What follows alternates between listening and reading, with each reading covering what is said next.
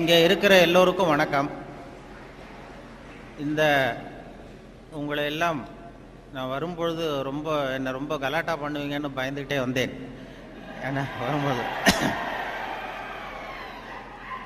ஏன்னா எனக்கு எப்பொழுதுமே கொஞ்சம் நானும் மாணவனாக இருந்ததுனால நமக்கு என்னென்ன விஷயங்கள் தெரியுங்கிறது எனக்கும் தெரியும். இந்த வளாகத்துக்கு அண்ணாமலை யூனிவர்சிட்டிக்கு நான் ஒரு 45 வருஷத்துக்கு முன்னாடி வந்திருக்கிறேன் முதல் தடவையாக. அப்போ உங்களை மாதிரி இருக்கும் பொழுது வந்தேன். ஒரு விண்ணப்ப படிவம் வாங்கிறதுக்காக வந்தேன். அதாவது அப்ளிகேஷன் ஃபாரம், அந்த விவசாய படிப்புக்காக வாங்கிட்டு போனேன். அதுக்கு பிறகு கோயம்புத்தூர் விவசாய கல்லூரியிலேயும் போய் வாங்கிட்டு வந்து 2 இடத்துக்கும் விண்ணப்பம் போட்டேன். அங்கேருந்து முதல்ல விண்ணப்பம் வந்தது, அதனால் அங்கே போய் சேர்ந்தேன். இல்லைன்னா இன்றைக்கி நானும் இங்கே ஒரு பழைய மாணவனாக இருக்க வேண்டிய ஆள் முன்னாடி அந்த விண்ணப்பம் இங்கே சேர்ந்துருக்கலாம். எதுக்காக நான் சொன்னேன்னா, இந்த மாதிரி கல்லூரி விழாக்களில் பேசுகிறதுங்கிறது ரொம்ப கொஞ்சம் சங்கடம். அதாவது அந்த தொழில்முறை பேச்சாளர்களுக்கு அது ரொம்ப சாமர்த்தியமாக இருக்கலாம். நான் ஒரு தொழில்முறை பேச்சாளர் கிடையாது. ஏதோ வானொலி தொலைக்காட்சி பேசுகிறதுனால மறுபடியும் இங்கே கூப்பிட்டு பேச சொன்னாங்க. இது மாதிரி ஏன் பேச தயக்கம்னா, இந்த வயசில் ஒருத்தர் பேசுகிறத ரொம்ப நேரம் கேட்டுக்கிட்டு இருக்கிறது ரொம்ப கஷ்டம். அது உங்களுக்கு நல்லா தெரியும். ஏன் பேச தயக்கம்னா, இந்த வயசில் ஒருத்தர் பேசுகிறத ரொம்ப நேரம் கேட்டுக்கிட்டு இருக்கிறது ரொம்ப கஷ்டம். அது உங்களுக்கு எனக்கும் நல்லா தெரியும். அதில் என்ன, சின்ன குழந்தைகள்லேருந்து பெரியவங்க வரைக்கும் நான் பார்த்துருக்குறேன். இது மாதிரி அந்த எல்கேஜி யூகேஜி படிக்கிற குழந்தைகள் இருக்கு இல்லையா, அதில் கூப்பிட்டு என்னை பேச சொல்லுவாங்க சென்னையில். அவங்களுக்கு மாதிரி இந்த குழந்தைகளை உட்கார வச்சு காக்கா கதை நரி கதை ஏதாவது சொல்கிறது உண்டு. அப்படி சொல்லும் பொழுது அவங்க எப்போ பொறுமை இழக்கிறாங்கங்கிறதுக்கு ஒரு அடையாளம் என்னென்னா, அந்த முதல் வரிசையில் உட்காந்துருக்கிற குழந்தை லேசாக தரையை கீறுவான், லேசாக அப்படி இல்லைன்னா பக்கத்தில் இருக்கிறவனை ஒரு பென்சிலால் குத்துவான். இது அவன் பொறுமை இழக்கிறான்னு அர்த்தம். அதுபோல் ஒவ்வொரு இடத்துல, இப்போ பள்ளிக்கூடத்தில் ஹைஸ்கூலுன்னா கொட்டாய் விடுவார்கள். இப்போ காலேஜுன்னா இது மாதிரி பண்ணுவீங்க, ஏதாவது விசில் அடிக்கிறது இப்படி. அதனால் எப்போ முடிக்கணும் எப்போ தொடங்கணுங்கிறது அது ஒரு பெரிய முக்கியமான கட்டம். இதில் எனக்கு ரொம்ப பிடிச்சது இந்த முதியோர் இல்லங்களில் பேசுகிறது தான் ரொம்ப பிடிக்கும். அந்த சென்னையில் பென்ஷனர் அசோசியேஷன் இருக்குது. அதாவது முதியவர்கள் எல்லாம் 80 வயசு 85 வயசை தாண்டினவங்க, ஒரு காலத்தில் பெரிய பதவியிலேருந்து ஓய்வு பெற்றவர்கள். அவங்க கூப்பிட்டு என்னை பேச சொல்லுவாங்க. அதுக்கு மட்டும் யாரும் எந்த சத்தமும் போட மாட்டாங்க. நானும் எவ்வளவு நேரம் வேணாலும் பேசிக்கிட்டு இருப்பேன். அவ்வளவு பேர் முகமும் என்னையே கவனிச்சிக்கிட்டு இருக்கோம். என்ன காரணம்னா, காது கேட்காது அவங்க. அதனால் அப்படி இருந்தால் அமைதியாக இருக்கலாம், இல்லைன்னா இப்படி. அதனால் இது ஒரு சத்தம்ங்கிறது நம்ம நல்ல ஆக்டிவாக இருக்கிறோங்கிறதுக்கு ஒரு அடையாளம். நான் அதனால் இதில் என்ன பேசுறது எப்படி பேசுறதுங்கிறத பற்றி வரும்பொழுது சொன்னார்கள், நீங்கள் இது மாதிரி பேச்சாளர்கள் சில பேர் கேட்டுக்கிறது உண்டு, நான் எவ்வளோ நேரம் பேசணும்னு நினைக்கிறீங்க அப்படின்னு. அந்த ஆர்கனைசரை அவங்க சொல்லுவாங்க, நீங்கள் எவ்வளோ நேரம் வேணாலும் பேசுங்க சார், நாங்கள் 10 நிமிஷத்துக்கு மேலே உட்காந்துருக்க மாட்டோம் அப்படின்னு சொல்லுகிறவர்கள் உண்டு.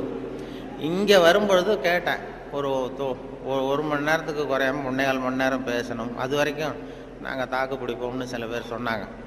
அது எப்படின்னு சொல்ல முடியாது. இங்கே வரும்பொழுதே ஏதோ உங்கள் பல் கோளரங்கத்துக்கு அவசியம் வாருங்கள்னு ஒரு போர்டு வச்சுருந்தீங்க.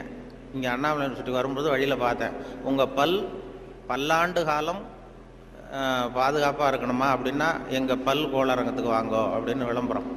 அது நான் உடனே பயந்துட்டேன். பத்திரமா இருக்கணும்னா மரியாதையாக வந்துருங்க, இல்லைன்னா பல்லை உடச்சிருவேங்கிறது மாதிரி இருக்குது. நல்லா பாதுகாப்பாகணும், அவசியம் வாங்கணும்னு கூப்பிடுறது மாதிரி, ஏதோ அன்பாக கூப்பிடுறது மாதிரி மிரட்டுறதாக அதை உணர்ந்தேன். உங்களையெல்லாம் பார்க்கும்பொழுது எனக்கு என்னுடைய அந்த பழைய காலம்தான். கோயம்புத்தூர் விவசாய கல்லூரியில் போய் சேர்ந்தது. அப்போ தான் இந்த இந்திய எதிர்ப்பு போராட்டம் பெரிய பிரபலமாக நடந்த 65. அப்போ கோயம்புத்தூரில் நாங்கள் அங்கே அப்போ படிச்சுக்கிட்டு இருந்த நேரம் அது, அந்த காலம். அப்போல்லாம் இந்த ரேகிங் அதுவும் ஒரு பெரிய விஷயமா இருந்தது அப்போல்லாம். இப்போலாம் அது ஒரு பெரிய கட்டுப்பாட்டுக்கு வந்துருக்கு. நான் போய் முதல்ல சேர்ந்ததுமே விவசாய கல்லூரியில் கோயம்புத்தூரில் ஒரு சீனியர் மாணவர்கள் 2-3 பேர் வந்தாங்க. இங்கே கூப்பிட்டு போய் தனியாக அவங்க ரூமுக்கு அழைச்சிட்டு போய் நாங்கள் வந்து ஒன்றும் கலாட்டா பண்ண மாட்டோம், ஒன்றும் கேலி பண்ண மாட்டோம்.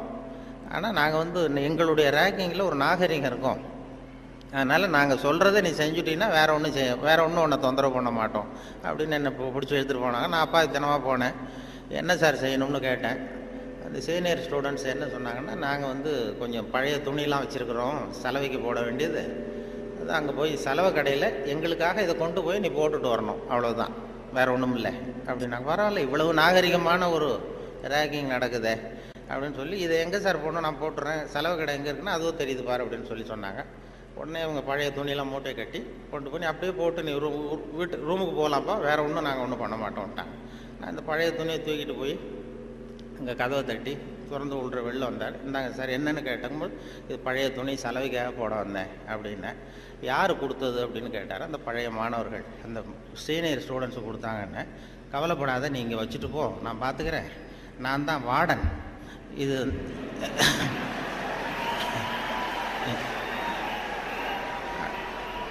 அவங்க வந்து ஏதோ ஒன்று இப்படி சொல்லியிருக்கிறாங்க, நான் உன் பேரில் கோவப்படலைப்பா, நீ வச்சுட்டு போ, நான் பார்த்துக்கிறேன்னார். அந்த வார்டன் பின்னாடி வந்து எங்கள் பல்கலைக்கழகத்து வைஸ் சான்சலராகவே ஆனார். அப்புறம் வந்து ஓய்வு பெற்றார். அப்படி ஒரு அனுபவம் அங்கே நடந்தது. அப்படிலாம் பண்ணுவாங்க.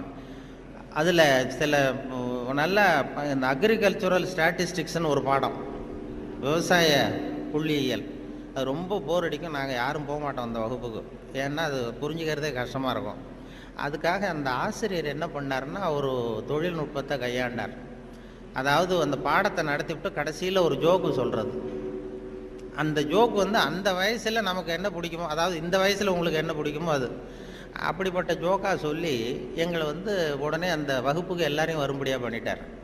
அப்போ அந்த விவசாய புள்ளியியல் துறை பேராசிரியர், அதனுடைய பாதிப்பு தான் எனக்கு எது சொன்னாலும் கடைசியில் எதையாவது ஒரு வேடிக்கையாக ஒன்று சொல்கிறதுங்கிறது. அந்த ஆசிரியருடைய பாதிப்பு. அவர் என்ன பண்ணுவார், ரொம்ப கடுமையான விஷயங்களை சொல்லிவிட்டு பாடம் முடிகிறப்போ ஒரு ஜோக்கு சொல்லுவார். அப்போ ஏதாவது பத்திரிகைகளில், வெளிநாட்டு பத்திரிகைகளில் படிச்சுட்டு வந்து சொல்லுவார். அவர் அப்போ 40 வருஷத்துக்கு முன்னாடி சொன்னது இப்போது இன்னமும் ஞாபகம் இருக்குது எனக்கு. அது என்ன, அவர் சொன்ன அந்த ஜோக்குகளில் ஒன்று என்னென்னா, ஒரு பெரிய குண்டான ஆள், ரொம்ப எடை அதிகம். அவன் வந்து இந்த எடையை குறைக்கிறது எப்படின்னு முயற்சி பண்ணான். முதல்ல எவ்வளவு எடை இருக்கும் அப்படின்னு சொல்லி ஒரு எடை போடுற மிஷினில் ஏறி நின்று காசை போட்டானா. டிக்கெட் வந்து விழுந்தது. அதில் எழுதியிருக்கும், என்ன எழுதியிருக்கு அப்படின்னு பார்த்தா, ஒரு சமயத்தில் ஒருவர் மட்டுமே ஏறி நிற்கவும் அப்படின்னு இருந்துதான். இவன் புரிஞ்சுக்கிட்டான், என்னாச்சுன்னா சரி, நமக்கு நிலைமை சரியில்லை, இது எப்படியும் எடையை குறைக்கணும், இதுக்கு என்ன பண்ணுறதுன்னா, அந்த நேரம் அமெரிக்கா போக வேண்டிய வாய்ப்பு கிடச்சிது. அமெரிக்கா போய் எங்கே சுற்றி பார்த்துக்கிட்டு இருக்கும்போது ஒரு இடத்துல போர்டு போட்டிருந்துதான், உங்கள் எடை குறைய வேண்டுமா, இங்கே வாருங்கள் அப்படின்னு விளம்பரம். உடனே இவன் ஆவலாக அங்கே போனான். அங்கே ஒரு இடத்துல அந்த மேனேஜர் மாதிரி ஒரு ரிசப்ஷனில் ஒரு பொண்ணு உட்காந்துருந்தது. என்ன ஏன்னா, நான் இந்தியாவிலேருந்து வந்திருக்கேன், எனக்கு எடை குறையணும் அப்படின்னா, உனக்கு ஆர்டினரி ட்ரீட்மெண்ட் வேணுமா, ஸ்பெஷல் ட்ரீட்மெண்ட் வேணுமா, ஆர்டினரி டீலக்ஸ்ன்னு 2 ட்ரீட்மெண்ட்டு கொடுக்குறோம் எடையை குறைக்கிறதுக்கு, உனக்கு எது வேணும்னு கேட்டிருக்க அந்த அம்மா.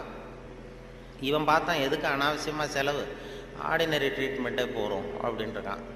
அப்படின்னா இந்த பக்கம் போ அந்த ரூமுக்கு அப்படின்னு சொல்லி கதவை திறந்து விட்டு தான் இவன் ஆவலாக உள்ள போயிட்டான். அந்த எடையை குறைக்க வேண்டிய போனால் அங்கே மேஜை நாற்காலி எல்லாம் செதறி கிடக்கு, அங்கேயும் இங்கேயுமா, ஒரு ஒழுங்காக இல்லை. ஒரு பெரிய ஹால், அதில் அந்த மூலையில் வந்து ஒரு பொண்ணு நின்றுட்டு இருக்கு, ஒரு 16 வயசு பொண்ணு நின்றுட்டு இருக்கு, அரைகுறை ஆடையோட.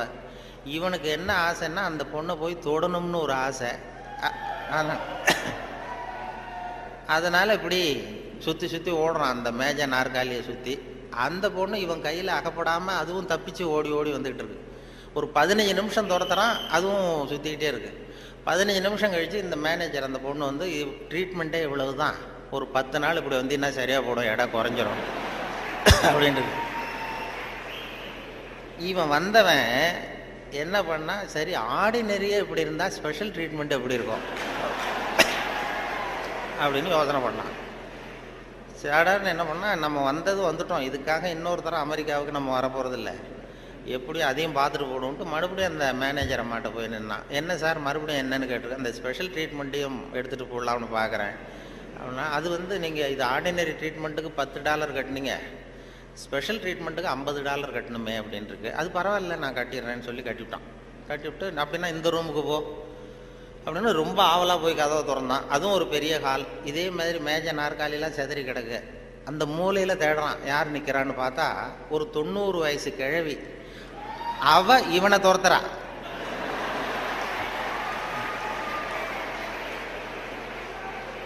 இவன் தப்பிச்சா போறோம்னு சுற்றி சுற்றி ஓடி வரான்.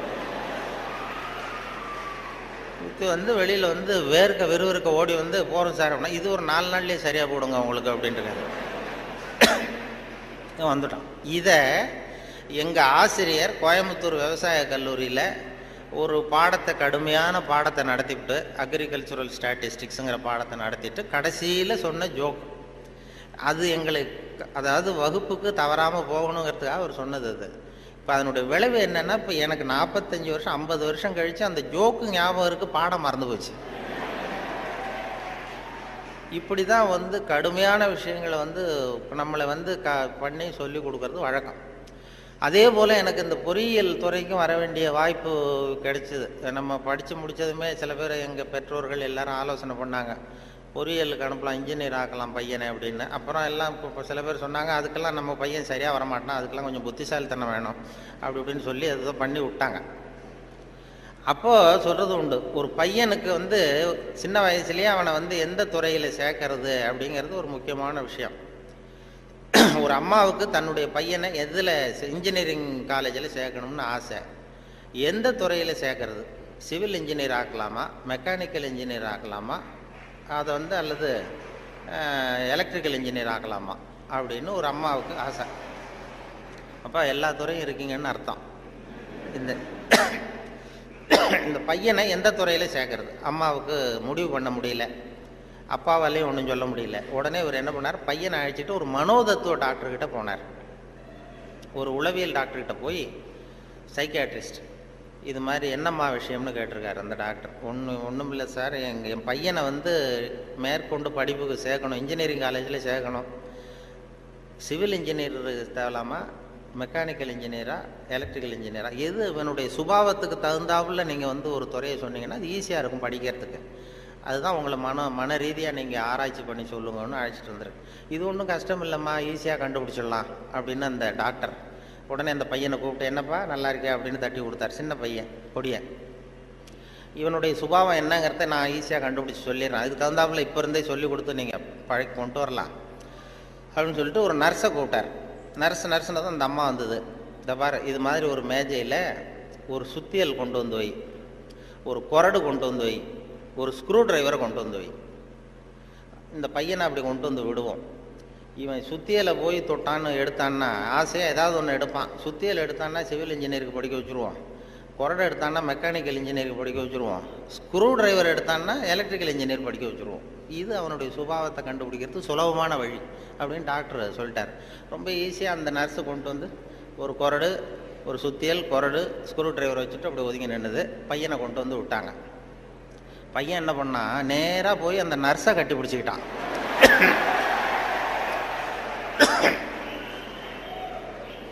உடனே அந்த டாக்டர் சொன்னாராம், இவனை வந்து டாக்டருக்கு படிக்க வச்சுருங்க,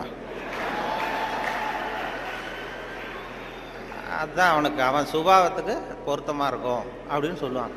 அப்படி ஒருத்தருடைய சின்ன வயசுலேயே நம்ம எந்த துறைக்கு கொண்டு போகலாம் என்ன ஏதுங்கிறது இளையும் பயிர் முளையில் தெரியும்பாங்கள்ல, சின்ன வயசுலேயே தெரிஞ்சிடும்.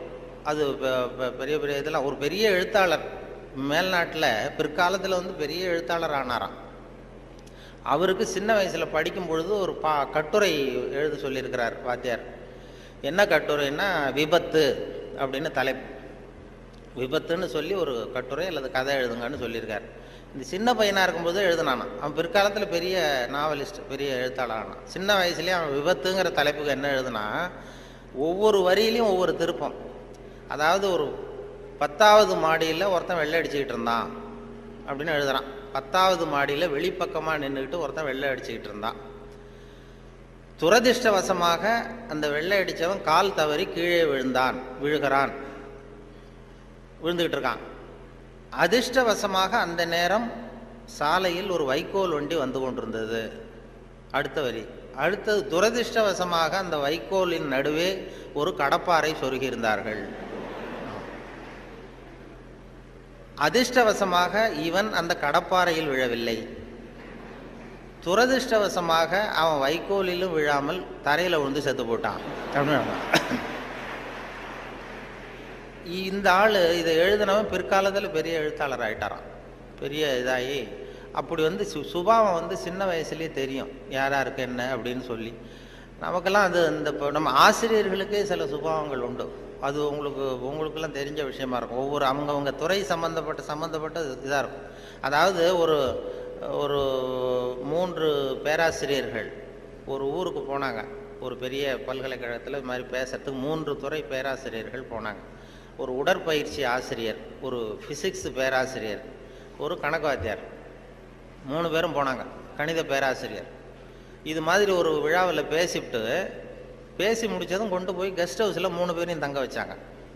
நாளைக்கு மறுநாள் அவங்க ஊருக்கு போகணும். இது மாதிரி விழாவில் கலந்துக்கிட்டு முடிஞ்சதும் கணித பேராசிரியருக்கு ஒரு ரூம், இவருக்கு அந்த ஃபிசிக்ஸ் பேராசிரியருக்கு ஒரு ரூமு, உடற்பயிற்சி ஆசிரியருக்கு ஒரு ரூம் போட்டு கொடுத்தாச்சு. இது மேல்நாட்டில் நடந்தது. அதனால் என்னென்னா அவங்களுக்கு அந்த ஆகாரம்லாம் டப்பாவிலே வச்சுருக்குறாங்க. அந்த டப்பாவில் டின்னு ஃபுட்டுங்கிறாங்கல்ல, அது மாதிரி டின்னில் அடைச்சி அவங்க ரூமில் வேண்டிய ஆகாரமெல்லாம் வச்சு கொடுத்து கொண்டு போய் விட்டு வந்துட்டாங்க. அந்த வந்துட்டு மறுநாள் காலையில் எழுந்திரிச்சார் இந்த ஆர்கனைசர். அப்போ தான் அவருக்கு அப்படியே பதறி போயிட்டார். ராத்திரி அந்த 3 பேராசிரியர்களுக்கும் 3 டப்பாவில் உணவு கொடுத்தோம், ஆகாரம். அதை திறக்கிறதுக்கான கருவியை கொடுக்காம வந்துட்டோம். திறக்கிறதுக்கு ஒரு பொருள் அது இல்லாமல் கொடுத்தோம். எப்படி அவங்க டப்பாவை திறந்தாங்களா சாப்பிட்டாங்களா என்னன்னு தெரியல அப்படின்னு இவர் பதறி போய் விடிஞ்சதும் ஓடுறாரு விழுந்தடிச்சு. இந்த வரவேற்ற ஓடி போய் முதல்ல அந்த உடற்பயிற்சி ஆசிரியர் கதவை திறந்தாராம். ரூமை திறந்தா அவர் நிம்மதியாக தூங்கிட்டு இருக்காரு. டப்பா திறந்து கிடக்கு, சாப்பிட்டுட்டு நிம்மதியாக தூங்கிட்டு இருக்காரு. உடனே இவர் போய் தட்டி எழுப்பி, எப்படி சார் அந்த டப்பாவை திறந்தீங்க, அந்த இதை கொடுக்கலையே நாங்கள் உங்களுக்கு அப்படின்னு. இது என்ன சார், உடல் பலம் தான் சார் முக்கியம், டப்பாவை பலம் ஓங்கி கீழே அடித்தேன் திறந்துட்டுது, அது என்ன பெரிய காரியம் அப்படின்னு சொல்லி உடற்பயிற்சி செஞ்சுட்டேன், அதனால சாப்பிட்டேன் இருக்கார். பரவாயில்ல சார் அப்படின்னு சொல்லி அடுத்த ரூமுக்கு ஓடி இருக்கார். அங்கே ஃபிசிக்ஸ் வாத்தியார் உட்காந்துருக்கார். அவரும் அதே மாதிரி நிம்மதியாக தூங்கியிருக்காரு. இது டப்பா திறந்து கிடக்கு.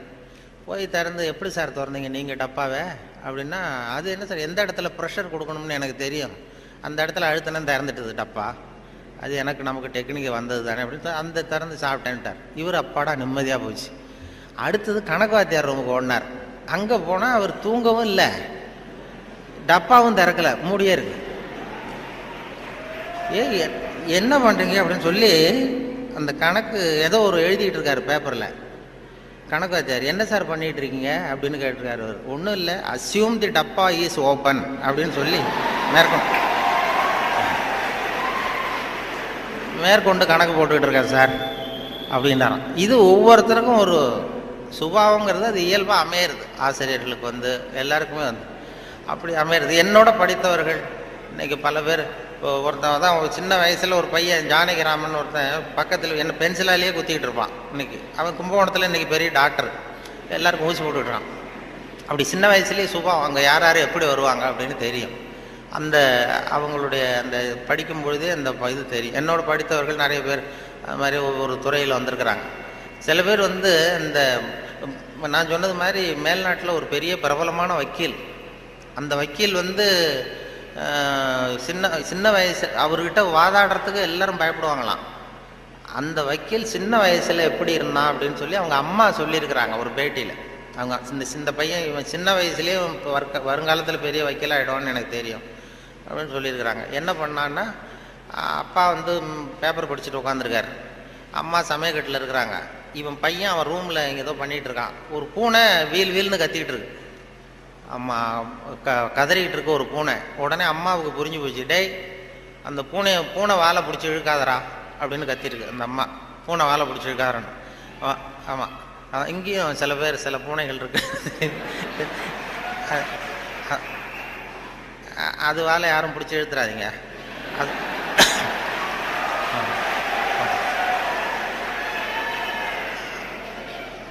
பூனை வாழை பிடிச்சிருக்காரான்னு அந்த அம்மா கத்திருக்கு. அப்பா அவன் சொன்னானா, அம்மா நான் பூனை வாழை பிடிச்சி இழுக்கலை, பூனை தான் அது வாழை பிடிச்சி இழுத்துக்கிட்டு இருக்குன்றான். நான் ஒன்றும் பூனைக்கு இடைஞ்சல் பண்ணல, பூனை தான் வாழை இழுத்துக்கிட்டு இருக்கு, நான் அது வாழை இழுக்கலன்றான். ஓடி போய் பார்த்துருக்குறாங்க அம்மாவும் அப்பாவும். பார்த்தா இவன் பூட்ஸு காலால் மிரிச்சுக்கிட்டு இருக்கான், பூனை வாழை இழுத்துக்கிட்டு இருக்கு. அவன் பிற்காலத்தில் பெரிய வக்கீல் ஆகிட்டான். அதாவது ஒரு தான் பேரில் தப்பு இல்லைங்கிறது மாதிரி பேசினா பாருங்க.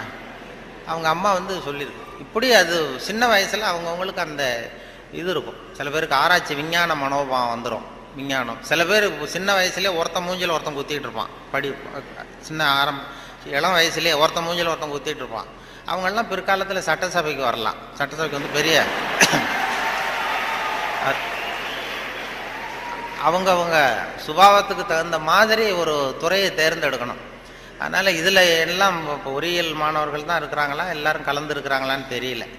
ஏன்னா நீங்கள் எல்லாம் ரொம்ப கொடுத்து வச்சவர்கள். இந்த பள்ளிக்கூடத்தில் இப்படிப்பட்ட ஒரு பெரிய நிறுவனத்தில் படித்தவங்கெல்லாம் இன்றைக்கி பெரிய பெரிய அளவில் இருக்கிறாங்க. அதனுடைய ஒரு விழா கொண்டாடுதுன்னா அதெல்லாம் ரொம்ப மரியாதை மதிப்பாக உள்ளது. என்னை பற்றி அறிமுகப்படுத்தினவர் ஏதோ நான் பெருசாக என்னை பற்றி ரொம்ப பெருமையாக சொன்னார். அவர் அவ்வளவு பெருமையாக சொன்னதுக்கு காரணம் என்னென்னா அவ்வளவு நானே எழுதி கொடுத்தது.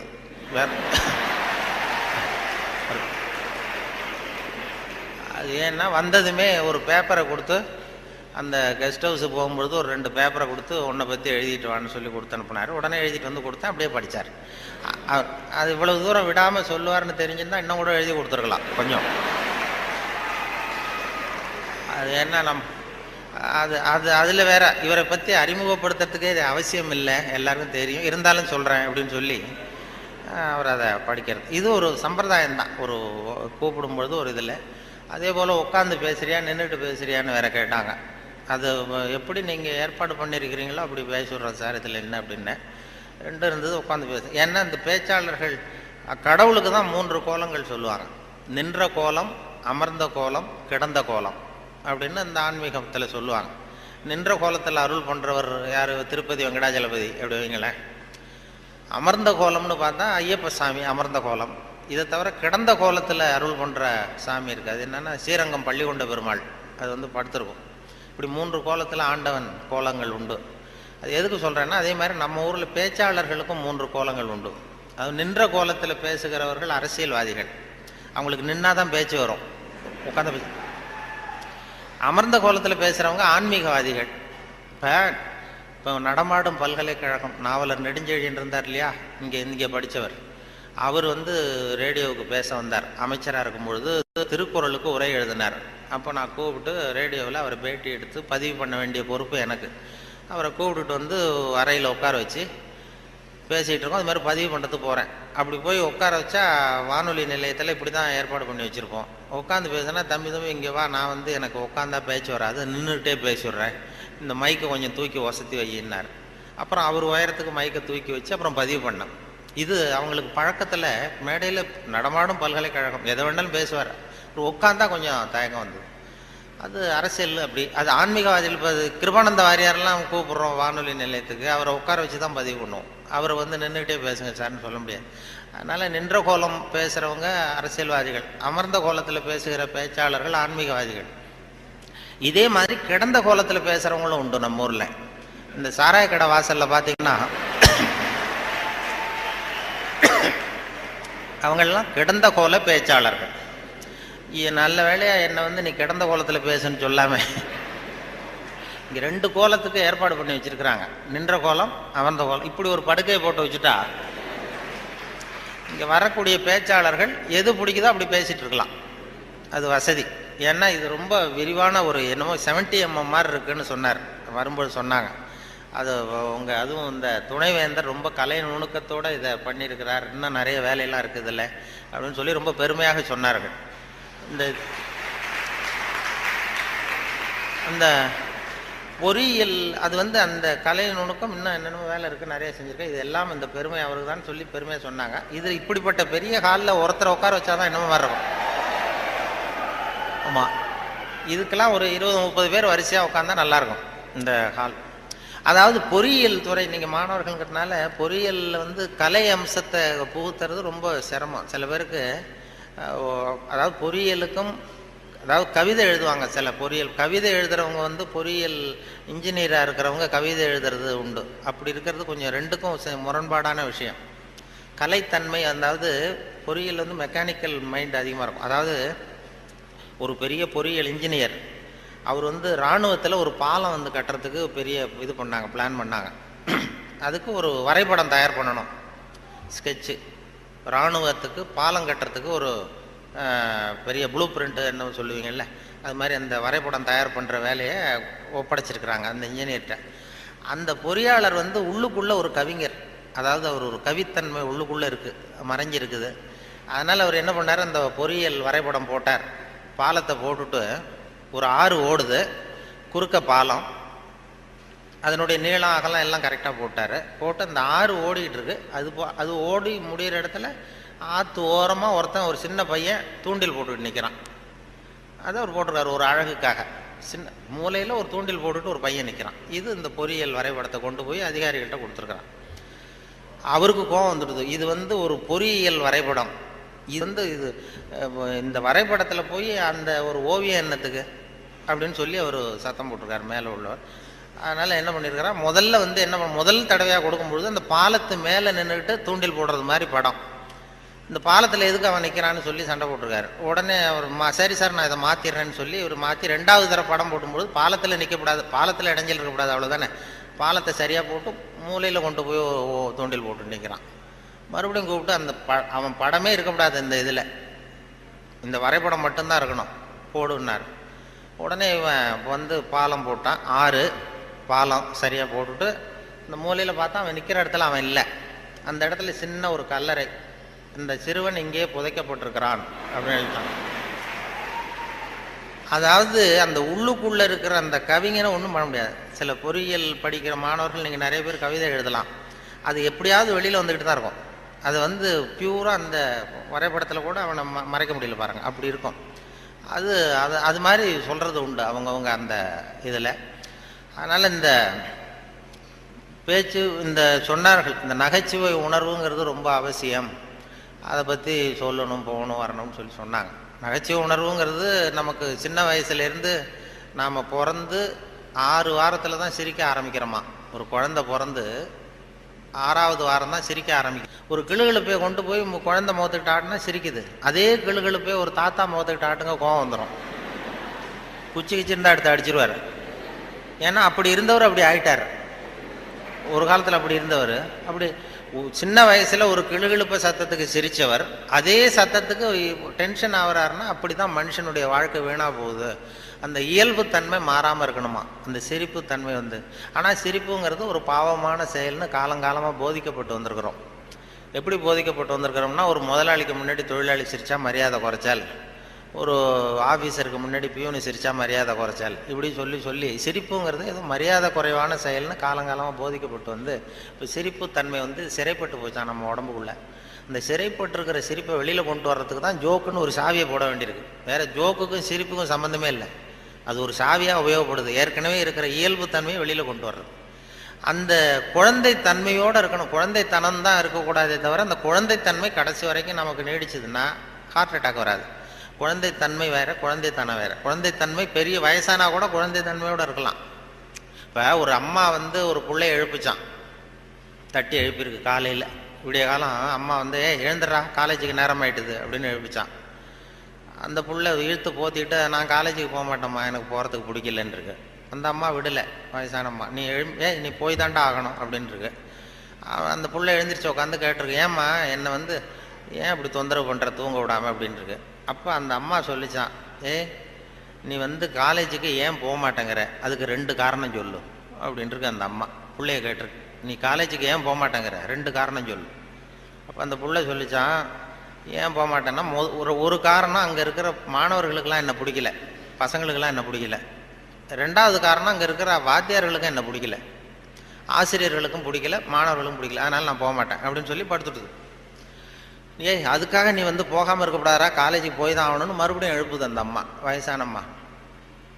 அப்புறம் எழுந்திரிச்சு உட்காந்துக்கிட்டு அந்த புள்ள கேட்டுதான், என்ன எதுக்கு காலேஜுக்கு போகணும்னு நீ சொல்கிற, அதுக்கு 2 காரணம் சொல்லு அப்படின்ட்டு. அப்போ அந்த அம்மா சொல்லிச்சாண்டே, ஏன் சொல்கிறேன்னா, முதல் காரணம் உனக்கு வயசு 54, 2வது காரணம் நீ தான் பிரின்சிபால்,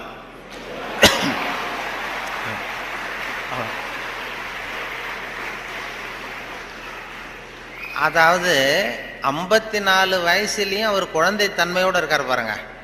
அவங்க அம்மாவுக்கு அது புள்ள தானே, அதுதான் குழந்தைத்தன்மைங்கிறது. குழந்தைத்தனம் இல்லை, இது குழந்தைத்தனங்கிறது வேற, குழந்தை தன்மைங்கிறது வேற. அந்த குழந்தைத்தன்மை மாறாமல் மனுஷன் வாழணும்னு சொல்லி இப்போ சொல்கிறாங்க. நமக்கு வருகிற நோய் நொடிக்கெல்லாம் அதுதான் காரணம். இப்போ ஹார்ட் அட்டாக் திடீர்னு வர்றதுக்கு அதுதான் காரணம். மன இருக்கம் வரக்கூடாது. குழந்தைய எல்லாரையும் குழந்தைய ஆக்க முடியாது, ஆனால் குழந்தை தன்மையை நம்ம வளர்த்துக்கலாம். இந்த 200 தடவை சிரிப்பு தன்மையை இருந்துகிட்டு இருக்கலாம். இப்போ எல்லாரையும் குழந்தை ஆக்கிறதுக்கு வழி விஞ்ஞானத்தில் இது வரைக்கும் வழி கிடையாது. ஒரு டாக்டர் கண்டுபிடிச்சாராம். ஒரு டாக்டர் என்ன கண்டுபிடிச்சாருன்னா, ஒரு மாத்திரை சாப்பிட்டா 1 வயசு குறையும் அப்படின்னு ஒரு மாத்திரையை கண்டுபிடிச்சாராம் ஒரு டாக்டர். ஒரு மாத்திரை சாப்பிட்டீங்கன்னா 1 வயசு குறையும். உடனே ஒரு பாட்டி அம்மா போச்சு, 90 வயசு பாட்டி, எனக்கு ஒரு பாட்டில் மாத்திரை கொடுங்க டாக்டர் அப்படின்னு வாங்கிட்டு வந்துருக்கு. வாங்கிட்டு வந்து ஒரு மாத்திரை சாப்பிட்டா 1 வயசு குறையும்னாரா. மறுநாள் ஒரு 30 வயசு பொண்ணாக மாறி இது போயிருக்கு. நாள் 90 வயசு பாட்டியாக போச்சு, 30 வயசு பொண்ணாக மாறி அதே டாக்டர்கிட்ட போச்சு. இடுப்பில் ஒரு வயசு கை குழந்தை, அது சட்டை கிட்ட போடாமல் கட்டை விரல வாயில் வச்சுட்டு உட்காந்துருக்கு. தூக்கிக்கிட்டு அதே டாக்டர்கிட்ட போயிருக்கு. போனதும் அந்த டாக்டர்கிட்ட சொன்ன, ஏம்மா வந்திருக்கேன்னு கேட்டார். ஒன்றும் இல்லை டாக்டர், நேற்று உங்ககிட்ட வந்தேன், மாத்திரை கேட்டேன், ஒரு மாத்திரை சாப்பிட்டா 1 வயசு குறையும். நீங்கள் நான் ஒரு பாட்டில் மாத்திரை வாங்கிட்டு போனேன், ஏதோ ஒரு ஆர்வத்தில் ஒரு 30-40 மாத்திரையை சேர்த்து சாப்பிட்டேன், அதனால் இப்படி ஐட்டம் பாருங்கள் அப்படின்ட்டு. டாக்டர் சொன்னார், இதுக்கு ஏமா வருத்தப்படுற, எல்லாரும் வயசு குறையணும்னு தான் நினைக்கிறாங்க, உனக்கு வயசு குறைஞ்சிட்டது, சந்தோஷப்படு, இதுக்கே மறுபடியும் என்னை தேடிட்டு வந்தேன்னு. அப்போ இந்த அம்மா சொல்லிச்சான், என்னை பற்றி பரவாயில்ல டாக்டர், இடுப்பில் பாருங்கள் 1 வயசு கை குழந்தை, இது ரொம்ப ஆர்வத்தில் ஒரு 70-80 மாத்திரையை சாப்பிட்டு விட்டுது, இது என் வீட்டுக்காரர்.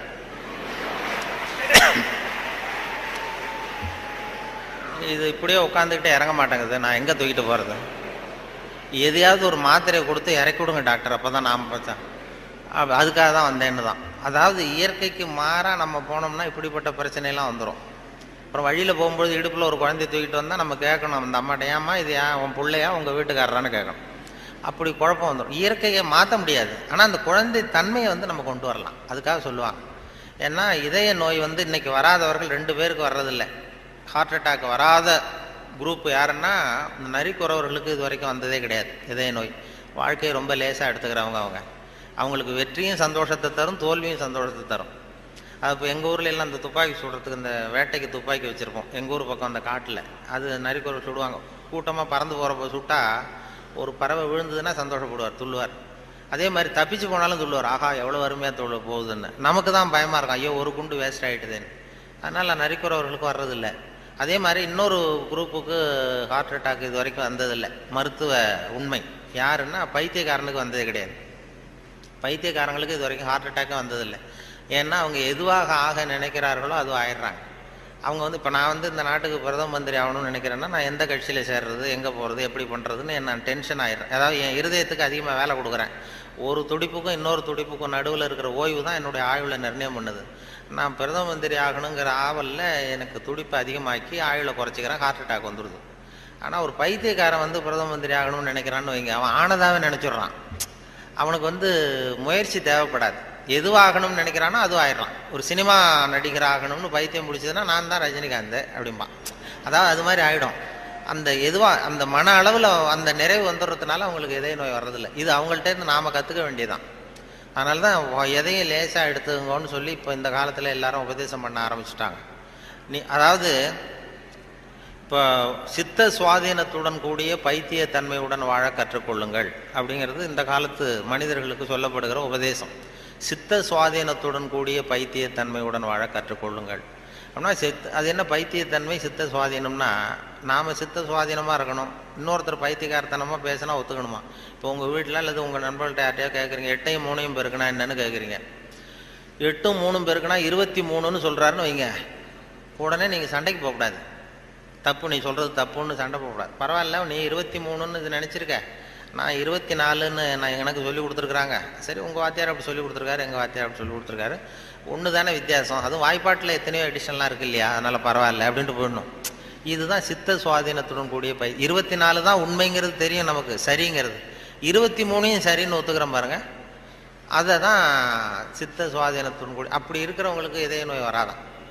அது துல்லியம்ங்கிறது அதில் வேணும். அதாவது இப்போ ஒரு மாணவன் படிச்சுட்டு இன்டர்வியூக்கு போனான், ஒரு பேங்க் உத்தியோகம்.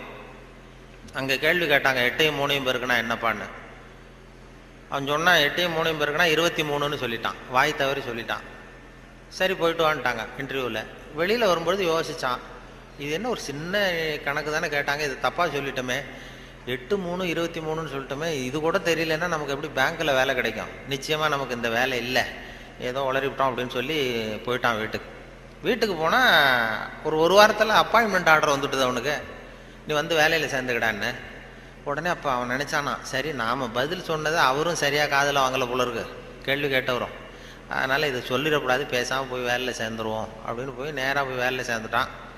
சேர்ந்து வேலை பர்மனெண்ட் ஆனதுக்கப்புறம் அந்த மேனேஜர்கிட்ட போய் உக்காந்தான். சார், அன்னைக்கு இன்டர்வியூக்கு வந்தப்போ என்ன ஒரு கேள்வி கேட்டீங்க, 8-3 பிறகுனா என்னென்னு, நான் வாய் தவறி 23 சொல்லிட்டேன், நீங்களும் சரியாக கவனிக்கலை போட்டிருக்கு சார், எனக்கு வேலை கொடுத்துட்டீங்க, ரொம்ப தேங்க்ஸ் அப்படின்றான். இனிமேல் ஒன்றும் பண்ண முடியாதுன்னு. அப்போ அந்த மேனேஜர் சொன்னார், அப்படி இல்லைப்பா, அன்னைக்கு இன்டர்வியூக்கு வந்தது ஒன்றையும் சேர்த்து 294 பேர் வந்தீங்க இன்டர்வியூக்கு, நான் 294 பேர்கிட்ட இந்த கேள்வி கேட்டேன், 8-3 பிறகுனா என்னென்னு, நீ சொன்னது தான் நியரஸ்ட் கரெக்ட் ஆன்சர், நான் அதனால தான் வேலை கொடுத்தேன், நான் ஒன்றும் தப்பாக பண்ணிவிடல அப்படின்னா. அதாவது வாழ்க்கையில் வெற்றி பெறணும், இதய நோய் வரக்கூடாது, ஹார்ட் அட்டாக் வரக்கூடாதுன்னு நினைக்கிறவர்கள் நியரஸ்ட் கரெக்ட் ஆன்சரை தான் பார்க்கணுமா வாழ்க்கையில். நியரஸ்ட் கரெக்ட் ஆன்சர் பார்க்குற மனோபாவம் வந்து இதயத்தை நல்லா வச்சுருக்கோம். ஆனால் அறிவியலில் அப்படி பார்க்கக்கூடாது. அறிவியலில் ரொம்ப துல்லியம் அவசியம். இப்போ உங்கள் பொறியியல் சம்மந்தப்பட்ட விஷயங்கள்லையோ அறிவியல் சம்மந்தப்பட்டதில் துல்லியம் தான் முக்கியம், அதில் போய் நியரஸ்ட் கரெக்ட் ஆன்சர் பார்க்கக்கூடாது. வாழ்க்கைங்கிற கணக்கில் நியரஸ்ட் கரெக்ட் ஆன்சர் தான் பார்க்கணும், ரொம்ப துல்லியமாக எதையும் பார்க்கக்கூடாது.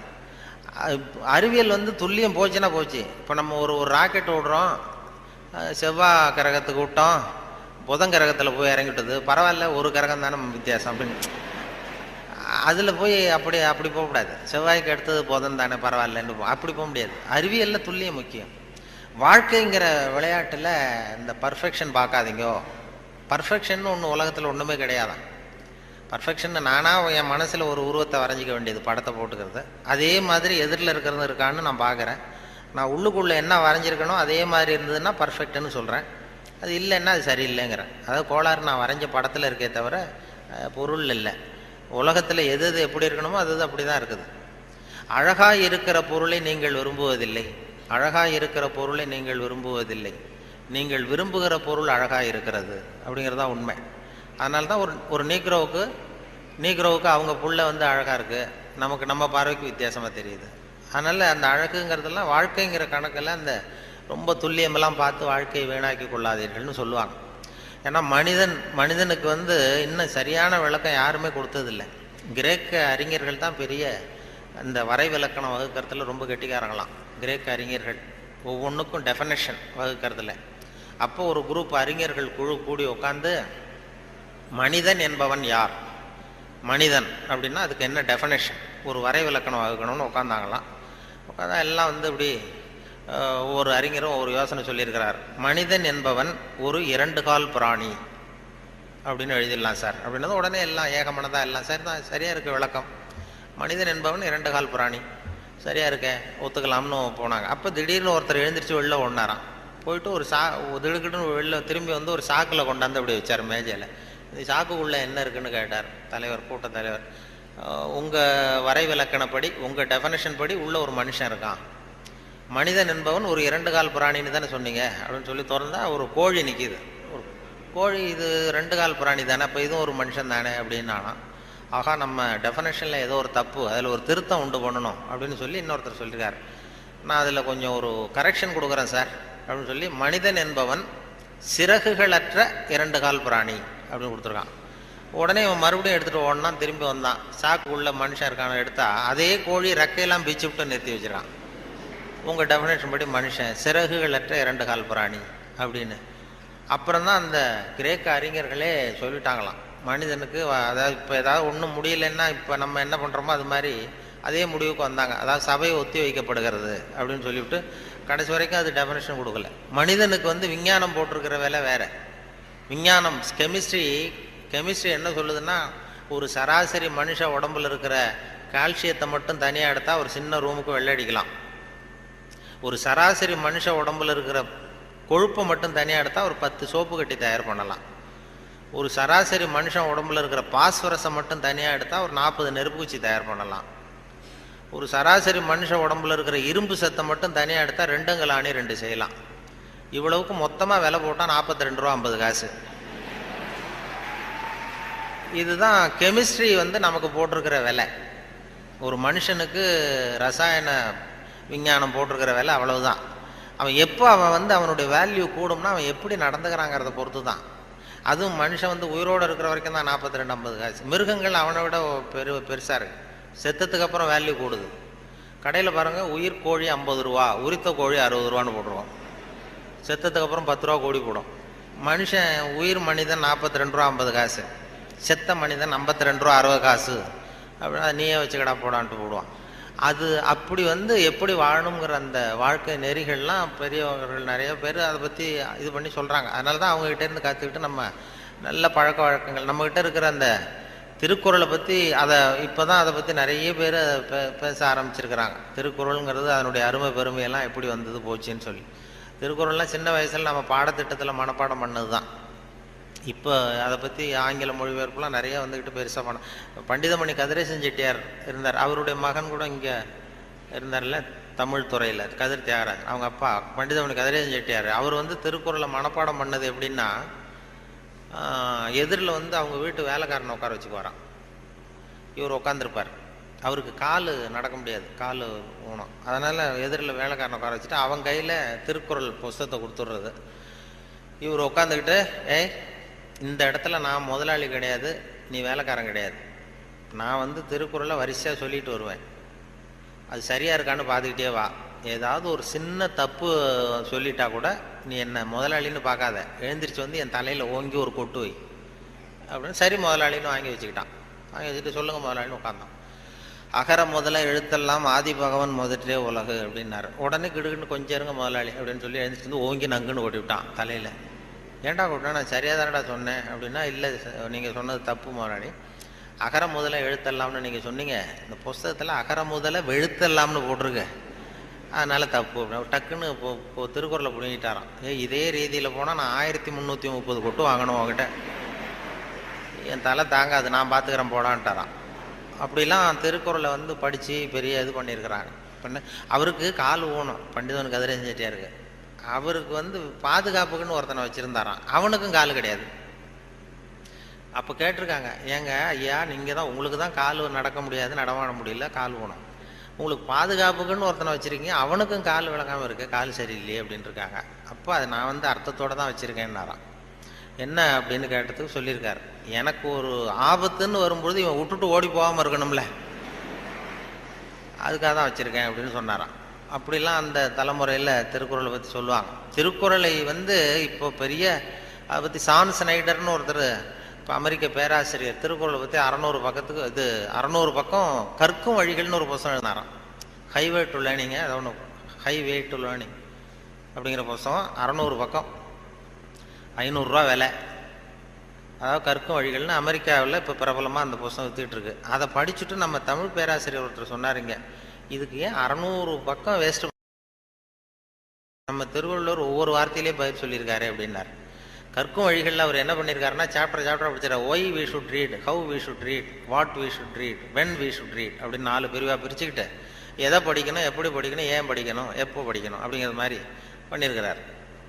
அதாவது ஹவு வி ஷுட் ரீட் அப்படின்னு ஒரு கேள்வியை கேட்டுக்கிட்டு 250 பக்கம் அவர் எழுதியிருக்கார். இந்த கேள்விக்கு திருவள்ளுவர் எதை படிக்கணும், அதாவது எப்படி படிக்க வேண்டும், ஹவு வி ஷுட் ரீட்னா கசடர கற்க அப்படின்னு ஒரே வார்த்தையில் ஒரு பதில் உண்டு. இதுக்கு 250 பக்கம் வேஸ்ட் பண்ண வேண்டியதில்லை என்னார். வாட் வி ஷுட் ரீட், என்ன படிக்கணும் அப்படின்னா கற்பவை கற்க சொல்ற, இதுக்கு 300 பக்கம் எழுதியிருக்காரு அவர். வென் வி ஷுட் ரீட், அதாவது அப்புறம் வாட் வி ஷுட் ரீட், ஏன் படிக்க வேண்டும், ஒய் வி ஷுட் ரீட், அதுக்கு 300 பக்கம் எழுதியிருக்காரு. இவர் அதற்கு தக நிற்க அப்படிங்கிறது தீர்ந்து போச்சு. வென் வி ஷுட் ரீட், எப்பொழுது படிக்க வேண்டும் அப்படின்னா சாந்துணையும் அப்படிங்கிற வார்த்தையில் இருந்தது. இப்படி 4 வார்த்தையில் திருவள்ளுவர் சொன்னதை ஒரு 600 பக்கம் எழுதியிருக்கிறாருன்னு சொல்லி சொன்னார். அதை படித்து பார்த்துட்டு அப்படி அதை பற்றி பெருமையாக ஜியு போப் ஆராய்ச்சி பண்ணார். அதாவது இவர் அரிஸ்டாட்டல்லையும் திருவள்ளுவரையும் ஒப்பிடுறார் ஜியு போப். அப்போ என்னென்னா, அரிஸ்டாட்டில் காலத்தில் ஒரு தப்பு பண்ணிட்டா அதே தப்பை திருப்பி பண்ணலாம். இப்போ ஒருத்தர் வலது கையை ஒருத்தன் வெட்டிட்டான்னா திருப்பி அவனுடைய வலது கையை வெட்டலாம். இப்போ ஒருத்தன் ஒரு கண்ணை குத்தி விட்டான்னா அதே கண்ணை இவனும் குத்தலாம். அதுதான் இப்போ உள்ள தர்மம். அரிஸ்டாட்டில் காலத்தில் ஒருத்தன் உங்களுக்கு ஒரு விரலை எந்த விரலை வெட்டுறானோ அதே விரலை நீங்களும் வெட்டலாம். அது அந்த தர்மம். அந்த அதே காலத்தில் வந்து திருவள்ளுவர் என்ன சொல்றார் அப்படின்னு பார்த்தார். அதாவது ஒருத்தன் நமக்கு கெடுதல் பண்ணுனா திருப்பி அதே கெடுதலை பண்ணு அப்படின்னு அவர் சொல்றார். இயேசுநாதரும் அப்போ சொன்னார். அவர் என்னன்னா, அதாவது அரிஸ்டாட்டில் என்ன சொன்னார், ஒருத்தன் உனக்கு வலது கன்னத்தில் அடிச்சான்னா நீ வலது கன்னத்தில் அடி. இது அரிஸ்டாட்டல். இயேசுநாதர் சொன்னார், உனக்கு வலது கன்னத்தில் அடிச்சான்னா நீ இடது கன்னத்தை திருப்பி காட்டு அப்படின்னார். இது அதை விட கொஞ்சம் பெரிய பண்பாடுள்ள செயல். அதுக்கடுத்து திருவள்ளுவரை பார்த்தா, நீ ஒருத்தன் உன்னை அடிச்சுட்டான்னா நீ பதிலுக்கு அவன் கன்னத்தை தடவி கொடு அப்படிங்கிறார். இன்னா செய்தாரை ஒருத்தல் அவர் நானும் நன்னையும் செய்து விடுன்னு சொன்னார் அப்படின்னு சொல்லிட்டு, இது ஜியு போப்பு ஒப்பிடுறார் அரிஸ்டாட்டிலையும் திருவள்ளுவரையும். அவர் எழுதுறார், when compared because of this unique feature of forgiveness. மன்னிப்புல வந்து இது ஒரு தனித்தன்மை இருக்கு திருவள்ளுவர் சொல்றதுல. அதனால ஜியு போப்பு எழுதுறார், when compared because of this unique feature of forgiveness Thiruvalluvar is at least 1 inch taller than Aristotle அப்படின்னு எழுதினார். அரிஸ்டாட்டிலை விட 1 inch உயரமானவர் திருவள்ளுவர் அப்படின்னு சொல்லி. அதனால தான் அவ்வளோ உயரமாக கன்னியாகுமரியில் கொண்டு போய் செலவு வச்சிருக்கிறோம். அது வந்து அப்படி வந்து ஜியு போப்பு கம்பேர் பண்ணி எழுதுறார். அப்படி நாம் பெருமைப்படுறதுக்கு எத்தனையோ விஷயங்கள் நம்ம இதில் இருக்குது. அதனால் இப்படிப்பட்ட இந்த உணர்வு, இந்த நகைச்சுவை உணர்வை பற்றி பேசிட்டு இருந்தோம் இல்லையா, அது வந்து எங்கள் ஆசிரியர் சொன்னது மாதிரி அதை வச்சு எந்த விஷயத்தை சொன்னாலும் கொஞ்சம் சுவாரஸ்யமாக சொன்னோம்னா வாழ்க்கையிலையும் சரி, நீங்கள் எந்த துறையில் வேலைக்கு போனாலும் சரி, சக மனிதர்கள்ட்ட பழகும் பொழுதும் சரி, அந்த நகைச்சுவை உணர்வுன்னு இருக்கும் பொழுது நல்லாயிருக்கும். அதாவது இவர் பேராசிரியர் கல்கி வந்து எழுதியிருக்கிறார், இதில் பேசினார். அவர் ஆல் இண்டியா ரேடியோவில் ஆரம்பத்தில் 1938 பேராசிரியர் கல்கி வந்து பேசியிருக்கார், தமிழில் சிறுகதை அப்படின்னு. எப்படி சொல்கிறத சுவாரஸ்யமாக எப்படி சொல்கிறதுன்னு சொல்லி அப்போ பேசியிருக்கார். சிறுகதைன்னா அது சிறுன்னு அர்த்தம் இருக்கு, அதனால சிறுசாக இருக்கணும், தேவைக்கு அதிகமாக வளர்த்தாத. கதைன்னா அதில் ஒரு கதை அம்சம் இருக்கணும். ஒரே ஒரு ஊரில் அப்படின்னு ஆரம்பித்தா அதுக்கப்புறம் என்ன அப்படின்னு கேட்க தோணுதில்ல, அது மாதிரி இருக்கணும் ஒரு வரியும் அப்படின்னு சொல்லிட்டு, சொல்கிறதே எப்படி சுவாரஸ்யமாக சொல்கிறதுன்னா தேவைக்கு அதிகமாக நீ வளர்த்தாதே அப்படின்னு சொல்லி அதுக்கு ஒரு உதாரணம் கொடுத்துருக்காரு கல்கி. அதாவது நீங்கள் எழுத்தாளராக இருந்தாலும் சரி, பேச்சாளராக இருந்தாலும், சக மனிதர்கள்ட்ட பழக்கிறவராக இருந்தாலும் தேவைக்கு அதிகமாக இது பண்ணாதீங்க அப்படிங்கிறதுக்காக சொல்லியிருக்காரு. அவர் ஒரு கதை எழுத்தாளர் எப்படி இருக்கணுங்கிறதுக்காக கல்கி சொன்னது. ஒரு நாள் காஞ்சிபுரம் உபய வேதாந்த தேசிக சுவாமிகள் தன் வீட்டு வேலைக்கார குப்பனை கூப்பிட்டு, அடை குப்பா, நீ உடனே ஸ்ரீபெரும்புதூர் ஓடிப்போய் திருவேங்கடாச்சாரியை சந்தித்து, திருக்குடந்தையிலே இருந்து இங்கே வந்திருக்கிற திருநாராயண ஐயங்கார் சுவாமிகள் திருக்கோவில் ஆராதனைக்கு திருத்துழாய் எடுத்து திரும்புகையில் திருக்குளத்தில் திருப்பாசி வழுக்கவே திருவடி தவறி விழுந்தார் என்று சொல்லிவிட்டு வா அப்படின்னு எழுதினாராம். சொல்லிவிட்டு, என்னப்பா சொல்லிடுவியா அப்படின்னு கேட்டிருக்காரு. நான் சொல்லிடுறேன் சாமின்னு இருக்கான் குப்பை. எப்போ இன்னொருத்தரை என்கிட்ட சொல்லி காட்டு, என்ன சொல்லுவேன் அப்படின்னு கேட்டாராம். அது என்ன சாமி, கும்மோன் தாசாமி குட்டையில் விழுந்தான்னு சொல்லணும், அவ்வளோதானே, நான் சொல்லிட்டு போகிறேன் அப்படின்ட்டான். அப்போ கல்கி சொல்கிறார், சிறுகதையின் இலக்கணம் குப்பனுக்கு புரிந்திருக்கிறது, உபய வேதாந்த தேசிக சுவாமிகளுக்கு புரியவில்லை அப்படின்னு அவர் பேசியிருக்கார். அந்த வானொலி இதில் ஒளிப்பதிவில் கேட்டேன், அது அப்படியே வச்சுருக்காங்க. அப்போ பேசுனதெல்லாம் அப்பப்போ இது பண்ணி வச்சுருக்கிறது. அதே மாதிரி கொத்தமங்கலம் சுப்புன்னு ஒருத்தர் பெரிய பிரபலமான வில்லுப்பாட்டு கலைஞர். அப்புறம் அவர் வந்து காந்தி மகான் கதைன்னு ஒரு வில்லுப்பாட்டு எழுதினார். அப்போ காந்தி மகான் கதை வில்லுப்பாட்டு அவருக்கு வந்து அந்த வில்லுப்பாட்டை கேட்கறதுக்கு ஏகப்பட்ட கூட்டம், எல்லாரும் பெரிய ரசிகர்கள். ஆனால் அதையே புஸ்தகமாக போட்டு விற்றாரு, விற்கல. காந்தி மகான் கதை புஸ்தகமாக போட்டு புத்தகமாக விற்கும்பொழுது யாரும் வாங்கிறதுக்கு ஆள் இல்லை, அவரே வீட்டில் அடிக்க வச்சுருந்தார். அதை அப்போ அந்த வில்லுப்பாட்டு இருக்கு, காந்தி மகான் கதை வில்லுப்பாட்டை நான் ரேடியோவில் போடுறதுக்காக எடுத்து பதிவு பண்ணிகிட்டு இருந்தேன். அப்போ ஒரு கட்டம் வந்தது, காந்தியை சுடுற இடத்துல அவர் கதறி அழுறார். கதறி அப்படியே நிஜமாகவே அழுறார் காந்தி சுடப்படுற இடத்துல. அந்த வில்லுப்பாட்டு அது பதிவாக இருக்குது, அதை போட்டு கேட்டேன். அப்போ எனக்கு ஒரு சந்தேகம், இது எப்படி, அதாவது ஒரு தடவை சொல்கிறப்ப அழுக வரலாம் அவருக்கு, இந்த வில்லுப்பாட்டை திருப்பி திருப்பி பாடிக்கிட்டே இருப்பார்.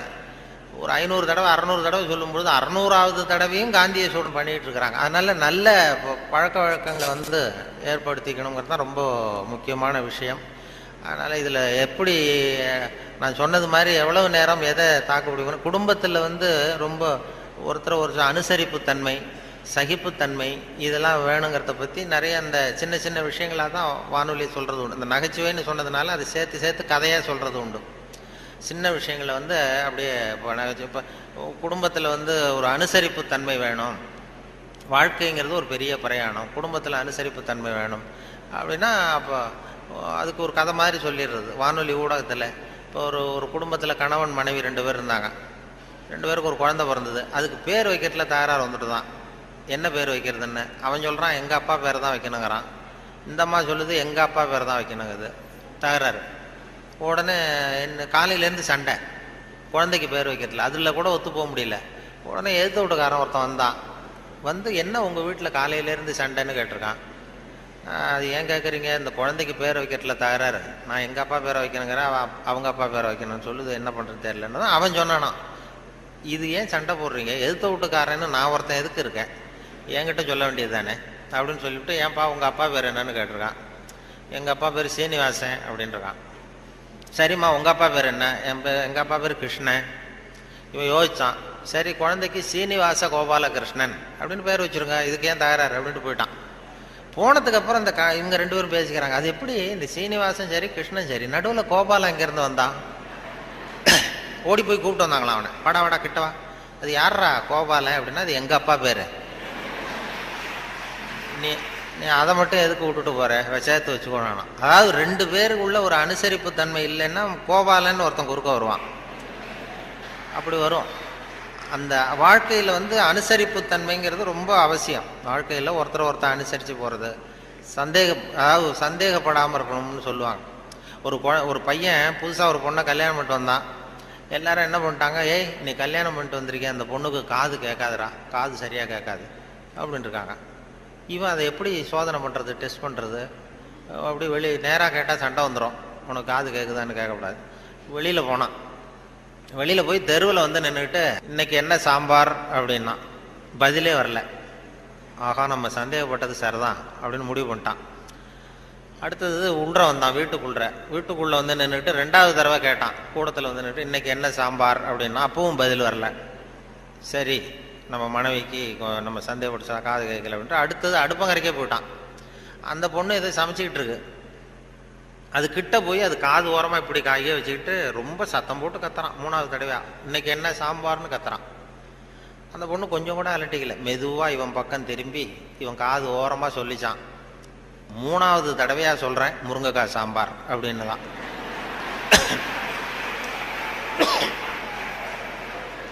இவனுக்கு காது கேட்கல, இவன் அதை போய் குத்துறான். அதான் தன் குற்றம் நீங்கி பிறர் குற்றம் காண்கிற்பின் என் குற்றமாகும் இறைக்குன்னு சொல்லுவாங்க.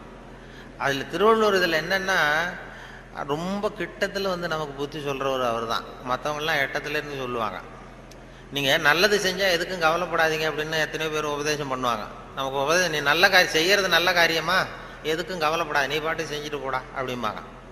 திருவள்ளுவரை சொல்ல கிட்ட நீ நல்லது செஞ்சாலும் தப்பு வந்துடும், ஜாக்கிரதையாரு அப்படின்னு சொல்லிட்டு போகிறார். அது நம்ம மேலே ரொம்ப அக்கறை உள்ளவங்க தான் அதை சொல்லுவாங்க. பலனை பற்றி கவலைப்படாத, நீ பாட்டுக்கு எதை வேணாலும் செஞ்சுட்டு போ, கடமையை செஞ்சுட்டு போடான்னு உபதேசம் பண்ணுறது இருக்காங்க நிறையா. நன்று ஆற்றல் உள்ளும் தவறுண்டு, அவரவர் பண்பறிந்து ஆற்றா கடை, நீ நல்லது செஞ்சால் கூட தப்பு வந்துடும், ஜாக்கிரதையாரு அப்படின்னாரு. அது நம்ம பேரில் அக்கறை, அவ்வளவு அக்கறை உள்ளவங்க தான் அதை சொல்ல முடியும். இப்போ ஒருத்தன் ஒரு தெருவில் ஒருத்தன் குடிகாரன் நடு ராத்திரி 12 மணி ஆடிக்கிட்டே நிற்கிறான். ஒரு பெரியவர் வந்தார். இந்த நேரம் அப்படி அநியாயமாக அப்படி ஆடிட்டு நிற்கிறீ, உங்கள் வீடு எங்கடா இருக்குன்னா அண்ணாந்து பார்த்தான். பக்கத்தில் பார்த்தார், ஒரு மாடிப்படி மாதிரி படிப்படியாக இருக்குது. அங்கே ஒரு ரூம் இருக்குது, கதவு இருந்தது. அங்கே தான் இருக்கேன்னா பிடிச்சி எடுத்துகிட்டு போனார். வாடா உன்னை கொண்டு வீட்டில் விட்றேன்னா வரமாட்டேங்கிறான். நீ வாடான்னு வலுக்கட்டாயமாக அந்த பெரியவர் அந்த குடிகாரனை பிடிச்சி தரன்னு இழுத்துட்டு போய் மாடிப்படியில் இந்த கதவை திறந்து உள்ற போய் படுறா அப்படின்னா போக மாட்டேங்கிறான். ஒரு வலுக்கட்டாயமாக கழுத்தை பிடிச்சி உள்ற தள்ளி கதவை சாத்திவிட்டு இறங்கி வந்துட்டார். அப்பாடா ஒரு நல்ல காரியம் பண்ணோம். வந்தால் இன்னொருத்தன் அதே மாதிரி ஆடிட்டு வரான் கீழே. நீ என்னடா பண்ணேன்னா இவனும் அதே மாதிரி ஆடுறான். சரி வாடா உனக்கும் இங்கே தான் நான் அண்ணந்து பார்த்தான். சரிவா அங்கே தான் தங்கியிருக்கேன்னு பிடிச்சி தரன்னு இழுத்துட்டு போய் கதவு திறந்து போடான்னு அவனும் போக மாட்டேங்கிறான். அவனையும் வலுக்கட்டாயமாக தள்ளிவிட்டு மூடிவிட்டு கீழே இறங்கி வந்தார். வந்தால் 3வது ஆள் ரொம்ப பயங்கரமாக ஆடிட்டு வரான். எத்தனை பேருடா இன்னைக்கு இப்படி புறப்பட்டுருக்கீங்க, எல்லாம் அங்கே தான் இருக்கீங்களா அப்படின்னு சொல்லி வாடா மேலேன்னு கூப்பிட்டார். நான் வரமாட்டேன்னு கத்தனான். அதெல்லாம் முடியாது, ஒன்று அங்கே விட்டுட்டு தான் போவேன்னு அவர் என்ன பெரியவர் இழுக்கிறார். இழுத்ததும் உடனே போலீஸ்னு கத்திருக்கான். போலீஸுக்காரர் வந்துட்டார். அந்த போலீஸுக்காரர்கிட்ட அவன் புகார் பண்ணுறான். இந்த பாருங்க சார், யாரோ ஒரு பெரியவர் என்னை இந்த வழியாக மேலே கொண்டு போய் அந்த கதவை திறந்து அந்த பக்கமாக இருக்கிற குப்பை குழியில் தள்ளி தள்ளி விட்டுக்கிட்டு இருக்கிறார் 3 தடவையா. நான் இறங்கி இறங்கி கீழே வந்துக்கிட்டு இருக்கேன். இன்னும் 2 தரம் தள்ளி விட்டாருன்னா செத்து போடுவோம் சார் அப்படின்றான். இதுதான் நன்று ஆற்றல் உள்ளும் தவறுண்டு, அவரவர் பண்பறிந்த ஆற்றா கடை. நீ நல்லது தான் செஞ்சார், தப்பு வந்துடும், அது அவ்வளவு தூரம் அவர் தான் சொல்ல முடியும். அந்த நன்று ஆற்றல் உள்ளும் தவறுண்டு, அவரவர் பண்பறிந்த ஆற்றா. நல்லதுன்னு செய்வாங்க. இப்போ ஒருத்தன் யார்கிட்டையும் நண்பர்கள்ட்ட கேட்டான், ஒரு 100 ரூபா கொடுங்கடா, ஏதாவது தொழில் செஞ்சு பொழைச்சிக்கிறேன்னு. யாருமே கொடுக்கறதுக்கு ஆள் இல்லை, பரவாயில்ல. உடனே அவன் என்ன பண்ணால், சரி மனிதர்கள் யாரும் நமக்கு உதவி பண்ண மாட்டேங்கிறாங்க, நமக்கு தேவை ஒரு 100 ரூபா, இது கடவுளுக்கே ஒரு லெட்டர் போட்டு பார்ப்போம், அவர் தானே எல்லாரையும் படைச்சார், அவர் கொடுக்குறாரா பார்க்கணும். ஒரு போஸ்ட் கார்டு வாங்கினான். போஸ்ட் கார்டை வாங்கி அதில் அன்புள்ள கடவுள் அவர்களுக்கு வணக்கம், எனக்கு மனிதர்கள் யாரும் உதவி செய்ய மாட்டேங்கிறாங்க, எனக்கு ஒரு 100 ரூபா இருந்தால் அதை வச்சு நான் பொழைச்சிக்குவேன், நானே ஒரு 100 ரூபாயை எனக்கு அனுப்பி வைக்கும்படி கேட்டுக்கொள்கிறேன்னு போட்டு கையெழுத்து போட்டான். போட்டு அந்த பக்கம் திருப்பி அட்ரஸ் எழுதணும்ல, பெறுகிறவர் முகவரி, உயர் தெரு கடவுள் அவர்கள், அப்புறம் தெரு நம்பர், வீட்டு நம்பர், தெரு ஒன்றும் தெரியல. இதை யோசிச்சான், கடவுள் அட்ரஸ் எப்படி கண்டுபிடிக்கிறது யோசிச்சு, சரி எல்லார் அட்ரஸும் போஸ்ட் மாஸ்டருக்கு தெரியும் அப்படின்னு சொல்லி கடவுள் கேரா போஸ்ட் மாஸ்டர் அண்ணாமலை நகர் சிதம்பரம்னு போட்டு விட்டான். அந்த போஸ்ட் மாஸ்டர் ஒரு நல்ல எண்ணம் படைச்சவர். அவர் என்ன பண்ணிட்டாரு, யாரோ ஒருத்தன் அப்பாவித்தனமாக 100 ரூபா கேட்டிருக்கான், நாமளே அனுப்பிச்சிருவோம், கடவுளுக்கு அனுப்பியிருக்கான் அப்படின்னு சொல்லி அங்கே போஸ்ட் ஆஃபீஸில் வேலை செய்கிறவங்கள்ட்டெல்லாம் உங்களால் முடிஞ்சதை கொடுங்கப்பா, ஹெல்ப் பண்ணுங்க, அவனுக்கு உதவி பண்ணுவோன்னா ஆளுக்கு உடனே 5-10 எடுத்து கொடுத்தாங்க. எல்லாரும் சேர்த்தா ஒரு 90 ரூபா சேர்ந்து போச்சு. உடனே சேர்ந்த வரைக்கும் அனுப்பிச்சிருவோம் அப்படின்னு சொல்லி மணி ஆர்டர் ஃபார்ம் எடுத்தார். மணி ஆர்டர் கமிஷனையும் அவரே ஒத்துக்கிட்டார். அவரே எடுத்துக்கிட்டு அந்த சேர்ந்த பணம் 90 ரூபாய் வச்சு அந்த அவனுக்கு அனுப்பிச்சிட்டார். அவன் வாங்கிட்டான். வாங்கி 90 ரூபா வாங்கிட்டு மறுபடியும் ஒரு போஸ்ட் கார்டு வாங்கினான். வாங்கி மறுபடியும் கடவுளுக்கே ஒரு லெட்டர் எழுதினான். அன்புள்ள கடவுள் அவர்களுக்கு வணக்கம், நீங்கள் அனுப்பிய பணம் வந்து சேர்ந்தது, ரொம்ப நன்றி. இருந்தாலும் உங்களுக்கு ஒரு யோசனை சொல்ல விரும்புகிறேன், ஆலோசனை, அறிவுரை. இனிமேல் நீங்கள் எனக்கு பணம் அனுப்பும் பொழுது போஸ்ட் மாஸ்டர் மூலமாக அனுப்ப வேண்டாம், அவர் ஒரு 10 ரூபாயை எடுத்து வச்சுக்கிறார் அப்படின்னா. நல்லது செய்ய போய் கெட்ட பேர் வந்துடுது பாருங்க. இதுதான் நன்று ஆற்றல் உள்ளும் தவறுண்டு, நன்று ஆற்றல் உள்ளும் தவறுண்டு, அவரவர் பண்பறிந்த ஆற்றா கடை அப்படிங்கிறது அதான். அப்படி அதை பண்ணியிருக்கிறாங்க. அதை ரொம்ப அருமையாக இவர் சுத்தானந்த பாரதியார் மொழிபெயர்ப்பு இருக்கு, ஆங்கில மொழிபெயர்ப்பு. அதை திருக்குறள் தமிழில் எப்படி எழுதியிருக்காரோ அதே அழகில் அவர் ஆங்கிலத்தில் மொழிபெயர்த்திருக்கிறார். சுத்தானந்த பாரதியாருடைய ஆங்கில மொழிபெயர்ப்பு பார்த்தீங்கன்னா அப்படியே இருக்கும். அதாவது உடம்போடு உயிரிட என்ன, மடந்தையோடு எம்மிடை தொடர்புன்னு ஒரு திருக்குறள் இருக்கும். அதாவது இந்த பெண்ணுக்கும் எனக்கும் உள்ள தொடர்பு எப்படின்னா உடம்புக்கும் உயிருக்கும் உள்ள தொடர்பு மாதிரி அப்படின்னு அந்த இதில் திருவள்ளுவர் எழுதிப்பார். உடம்போடு உயிரிட என்ன, மற்றென்ன, மடந்தையோடு எம்மிடை தொடர்பு. அதை சுத்தானந்த பாரதியார் மொழிபெயர்த்திருக்கிறார். The love between me and this lady is like bond between soul and body, இப்படி எழுதியிருக்கு. அதே போல் 2 வரியில் அந்த காலத்தினால் செய்த நன்றி செய்த ஞாலத்தின் மானப்பெரிது, அது மாதிரி a help rendered in hour of need, so though smaller greater than the world அப்படின்னு இப்படி அழகாக அதை பண்ணியிருப்பார். இவர் சொன்ன இந்த நம்ம நாவலர் நெடுஞ்செழியன், அவர் அந்த திருக்குறள் மொழிபெயர்ப்பு வந்தப்போ வானொலி நிலையத்துக்கு வந்திருந்தார். அப்போ முன்னாடி ஒரு அறையில் உட்காந்து பேசிகிட்டு இருக்கிறோம், அவர் பதிவுக்கு முன்னாடி. அப்போ கேட்டார், நீ என்ன படிச்சிருக்கேன்னு என்ன கேட்டார். நான் வந்து விவசாயம் படிச்சிருக்கேன் சார் அப்படின்னு. விவசாயம் படிச்சிருக்கேன்னா அப்போ உங்ககிட்ட தான் ஒரு கேள்வி கேட்கணும் அப்படின்னு கேட்க ஆரம்பித்தார். என்ன சார் கேட்க போறீங்கன்னா, இந்த காலத்தினால் செய்த நன்றி செய்தேனும் ஞாலத்தின் மான பெரிதுன்னு ஒரு திருக்குறள் இருக்குல்ல. ஆமான்னு. அது வந்து அது பொருத்தமா இல்லையே அந்த உதாரணம்னார். என்னன்னு கேட்டேன். காலத்தினால் செய்த நன்றினா ஒருத்தன் ஒரு அவ தேவைப்படுறப்ப செய்கிற உதவி பூமியை விட பெருசு. ஞாலத்தின் மான பெரிதுன்னா பூமிங்கிறது ஒரு பௌதிக பொருள், அது உருண்டை. உதவிங்கிறது ஒரு செயல். நீ ஒருத்தனுக்கு அந்த நேரம் பார்த்து செய்கிற உதவி வந்து பூமியை விட பெருசுன்னா நீ செய்கிற செயல் உருண்டையா இருக்கா? அதுக்கும் பூமி உருண்டைக்கும் என்ன சம்பந்தம்? அது பொருத்தமா இல்லையேன்னு அவர் சொன்னார். நெடுஞ்சே ஆமாம் சார், எனக்கும் அது பொருத்தம், அப்படி தான் தெரியுது அப்படின்னா. இல்லை நீ விவசாயம் படித்ததுனால கேட்டேன் உங்ககிட்ட அப்படின்னு சொல்லிட்டு அப்புறம் அதுக்கு அவர் விளக்கம் கொடுத்தார். அது அப்படி இல்லை தம்பி அப்படின்னு சொல்லிட்டு, காலத்தினால் செய்த நன்றிங்கிறது நேரம் பார்த்து உதவி செய்கிறது. பூமி வந்து உடனே உதவி செய்யாது. அது எப்படின்னா, இன்னைக்கு ஒரு கத்திரிக்காய் செடியை நட்டின்னா ஒரு 4 மாதம் கழிச்சு தான் கத்திரிக்காய் காய்க்கும். இன்னைக்கு ஒரு நெல்லை நடவு பண்ணினா ஒரு 3.5 மாதம் 4 மாதம் கழிச்சு தான் உனக்கு பலன் கொடுக்கும். 4 மாதம் கழித்து பலன் கொடுக்குற பூமியை விட உடனே செய்கிற உதவி பெருசு இல்லையா? அதனால தான் காலத்தினால் செய்த நன்றி செய்தேன்னு ஞாலத்தின் மான பெரிது அப்படின்னார். இதை நாவலர் நெடுஞ்செழியன் சொன்னார். அப்படி அவரெல்லாம் அவர் அரசியலுக்கு வந்திருக்க வேண்டியதில்லை, இலக்கியத்தோடு இருந்திருந்தா நல்லா இருக்கும்னு சொன்னார். அப்புறம் அடுத்த கேள்வியும் கேட்டார், அவர் விடலை. அப்புறம் நிலையில் தெரியாத அடங்கிய அந்த அப்புறம் கடலை விட பெருசி, அதாவது அப்படின்னு ஒரு இது, அதுக்கு அந்த திருக்குறளுக்கு ஒன்று சொன்னார். நிலையில் தெரியாத அடங்கியான் தோற்றம் மலையினும் மான பெரிதுன்னு ஒன்று.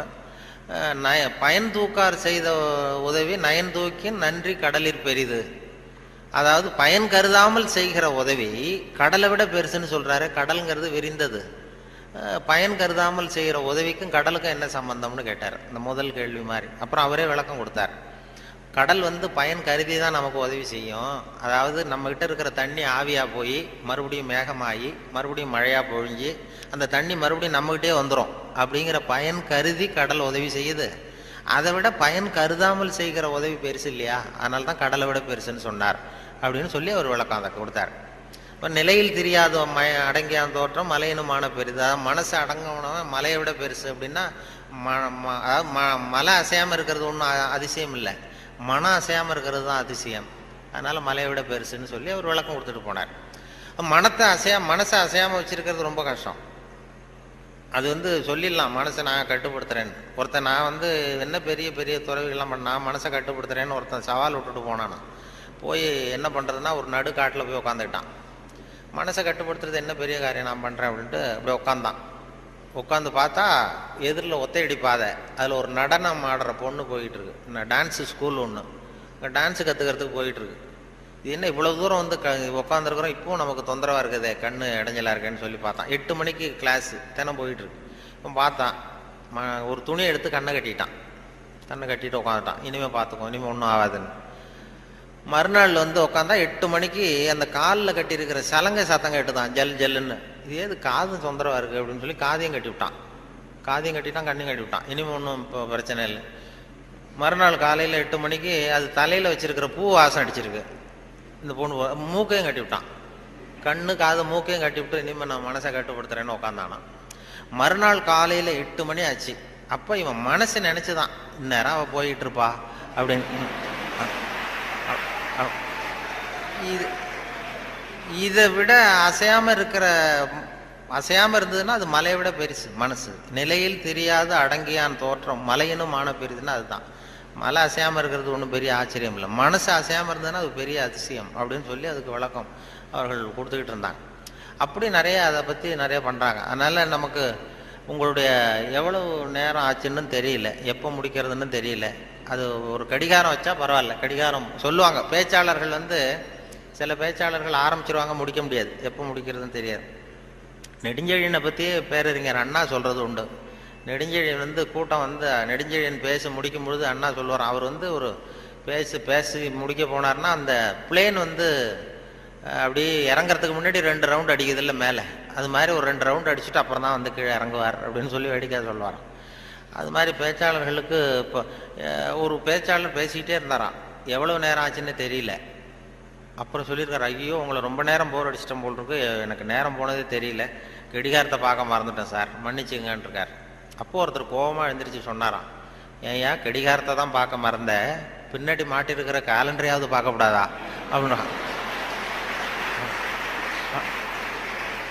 அப்படின்னா அவன் வாரக்கணக்கில் பேசிக்கிட்டு இருந்திருக்கான்.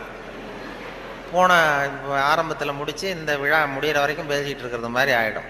அது அந்த பேச்சுங்கிறது அந்த கல்கி சொன்னார்ல, அது மாதிரி இருக்கணும்னு சொல்லுவாங்க. பேச்சு எதுவாக இருந்தாலும் ஒரு தன்னம்பிக்கை ஊட்டுறது மாதிரி இருக்கணுமா. ஒரு பேச கேட்டாலும் எழுத்தை படித்தாலும் அது படித்து முடித்ததும் நமக்கு ஒரு வாழ்க்கையில் ஒரு பிடிப்பு தன்னம்பிக்கை ஊட்டணும். ஒரு இளைஞன் வாழ்க்கையில் விரக்தி அடைஞ்சி தற்கொலை பண்ணிக்கலாம்னு போய் தண்டவாளத்தில் தலையை வச்சு படுத்தான். படுத்துறான், எதுவும் வாழ்ந்து பிரயோஜனம் இல்லைன்னு விரக்தி அடைஞ்சிட்டான். படுத்துக்கிட்டு இப்படி பார்க்குறான், 2 பக்கமும் ரயிலே வரல.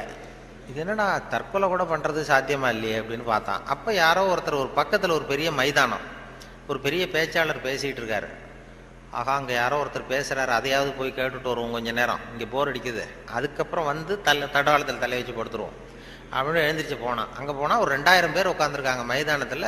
பேசிகிட்டு இருக்கார் ஒரு பேச்சாளர் தன்னம்பிக்கைங்கிறத பற்றி. பேசி முடித்தார் 1 மணி நேரம். முடிச்சுட்டு எல்லாரும் கலைஞ்சி போயிட்டாங்க. அப்புறம் அந்த இளைஞன் போனான். போய் அந்த பேச்சாளர்கிட்ட, சார் நான் தற்கொலை பண்ணிக்கணுங்கிற எண்ணத்தோட தண்டவாளத்தில் தலையை வச்சு படுத்திருந்தேன். உங்கள் குரல் கேட்டது, பேச்சு கேட்கணும்னு வந்தேன். 1 மணி நேரம் உங்கள் பேச்சை கேட்டேன். இப்போ அந்த தற்கொலை எண்ணத்தை மாற்றிக்கிட்டேன். நான் இனிமேல் தற்கொலை பண்ணிக்க மாட்டேன். எனக்கு வாழ்க்கையில் ஒரு தன்னம்பிக்கை வந்துட்டுது, பிடிப்பு வந்துட்டுது. அதுக்கு நீங்கள் தான் காரணம் அப்படின்ட்டுருக்கான். அது எப்படி அந்த முடிவுக்கு வந்தேன்னு கேட்டிருக்காரு அவர். ஒன்றும் இல்லை சார், இப்போ உங்கள் பேச்சு எவ்வளோ பேர் கேட்டாங்க இந்த கூட்டத்தில் அப்படின்னா ஒரு 2000 பேர் கேட்டிருப்பாங்க அப்படின்னாரான் பேச்சாளர். அப்போ அந்த இளைஞன் சொன்னானா, ஏன் சார் ஒரு 2000 பேரை ஒரே நேரத்தில் சாகடிக்கிற நீ உயிரோடு இருக்கிறப்போ நான் எதுக்கு சார் சாகணும்? நான் எதுவும் எந்த தப்பும் பண்ணலையே சார், ஒன்றும் எதுவும் பண்ணல சார், நான் ஒன்றும் இப்போ பழச்சிக்குவேன் சார்ட்டு போட்டாரான். அப்படி வந்துடும் கதை. அப்படி பேச்சாளர்கள்ங்கிறது அந்த என்ன ஒரு சகிப்புத்தன்மை. ஒரு பேச்சாளர் என்ன பண்ணார் தெரியுமா, வேகமாக போயிருக்காரு, அவசரமாக கூட்டத்தில் பேசணும்னு போயிருக்காரு. ஒரு காட்டு வழியாக போகும்போது சிங்கம் எதிரில் நின்று தான் வழி மறிச்சிருக்கு. ஏன் என் நிற்கிற அப்படின்னா, எனக்கு பசிக்குது, உன்னை சாப்பிட போகிறேன்னு தான் சிங்கம். நீ என்ன இப்போ சாப்பிட்றாத, நான் ஒரு முக்கியமான கூட்டத்தில் பேசுறதுக்காக போயிட்டுருக்கேன், அதனால் அதை கெடுத்துறாத அப்படின்ட்டு. அது என்ன, உன் மீட்டிங்கை பற்றி எனக்கு கவலை இல்லை, உன் பேச்சை பற்றி எனக்கு, என் பசி தான் முக்கியம், உன்னை சாப்பிட போகிறேன்னு. ஐயோ அவங்கெல்லாம் ஏமாந்துருவாங்க, ரொம்ப பேர் காத்துக்கிட்டு இருக்கிறாங்க பேச்சை கேட்கறதுக்கு, ஏமாந்துருவாங்க அப்படின்றாரு. இனி என்ன அவ்வளோ நல்லா பேசுவியா அப்படின்னு தான் சிங்கம். அதை ஏன் பேச்சை கேட்டால் அப்படியே கேட்குறவங்க மயங்கி விழுந்துருவாங்க. உடனே சிங்கம் சொல்லிச்சான், நீ இங்கேயே பேச, நான் மயங்கி விழறனா பார்ப்போம் அப்படின்ட்டு. உடனே ஒரு ஆரம்பித்தார், பெரியோர்களே தாய்மார்களே அப்படின்னார். சிங்கம் அப்படியே கரகரகரன்னு சுற்றி விழுந்துடுது, மயக்கடிச்சு, அப்படியே மயக்கடிச்சு விழுந்துட்டுது. இவர் பார்த்தார், இதுதான் நமக்கு தப்பிக்கிறதுக்கு சரியான நேரம், இந்த மயக்கம் தெளி எழுந்திரிச்சு ஓடி போகணும் நம்ம அப்படின்னு. அப்படி பாம்பு நெளியிறது மாதிரி நெளிஞ்சு போனாராம். ஏன்னா எழுந்திரிச்சு நடந்தால் அதிர்ச்சியில் முழிச்சுக்கிட்டுதுன்னா என்ன பண்ணுறது, மயக்கம் தெளிஞ்சிரும்னு பாம்பு நெளிய மாதிரி நெளிஞ்சு கொஞ்சம் தூரம் போய் எழுந்திரிச்சு ஒரே ஓட்டமாக ஓடி போட்டார். ரொம்ப தூரம் போய் திரும்பி பார்க்குறார், அந்த சிங்கம் அப்படியே கிடக்குதா பின்னாடி துரத்துதான்னு. வேர்த்து ஒழுகுது, மூச்சு வாங்குது. ரொம்ப தூரம் ஓடி போய் திரும்பி பார்த்தா சிங்கம் அப்படியே மயங்கி கிடக்கு, மயங்கி விழுந்தது அப்படியே கிடக்கு. இவர் அங்கேருந்து அந்த சிங்கத்தை பார்த்துட்டு மனசுக்குள்ளே நினச்சிக்கிட்டாராம், நல்ல வேளை நம்ம பேச்சை கேட்டுட்டு அந்த சிங்கம் மயங்கி விழுந்ததுனால நாம் தப்பித்தோம் அப்படின்னு அவர் நினச்சிக்கிட்டாராம். நம்ம பேச்சை கேட்டு மயங்கி விழுந்ததுனால தப்பித்தோம், நல்ல வேலை அப்படின்னு நினச்சிக்கிட்டாராம். அதே நேரம் சிங்கம் லேசாக தலையை தூக்கி ஒரு கண்ணால் அவரை பார்த்துட்டு இது நினச்சிக்கிட்டு தான், நல்ல வேளை மயங்கி விழுந்தது மாதிரி நடித்ததுனால நாம் தப்பித்தோம்,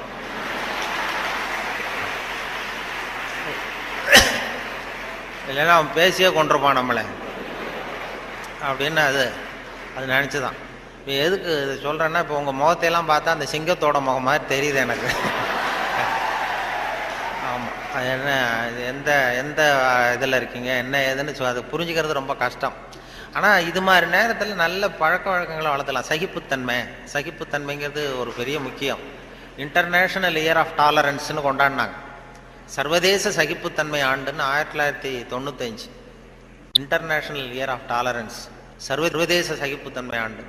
எதுக்கு சொல்கிறேன்னா, இது மாதிரி சந்தர்ப்பத்தில் நீங்கள் உங்களுக்கு பிடிக்குதோ பிடிக்கல ஒரு சகிப்புத்தன்மைன்னு ஒன்று, எவ்வளோ நேரம் தாக்கு பிடிக்க முடியும் அப்படிங்கிறதெல்லாம் பண்ணிக்கலாம். அதனால் அது மாதிரி உங்களுடைய உங்களுடைய சகிப்புத்தன்மை நல்லாவே இருக்குதுன்னு நினைக்கிறேன். ஏன்னா இது வரைக்கும் யாரும் கலைஞ்சி போகல, அதனால் எல்லாத்தையும் தாக்கு பிடிச்சி உட்காந்துருக்குறீங்க. அதனால் உங்களை எல்லாம் இது மாதிரி ஒரு நல்ல சந்தர்ப்பத்தில் சந்தித்ததில் எனக்கு ரொம்ப மகிழ்ச்சி. ஏன்னா ஒரு பெரிய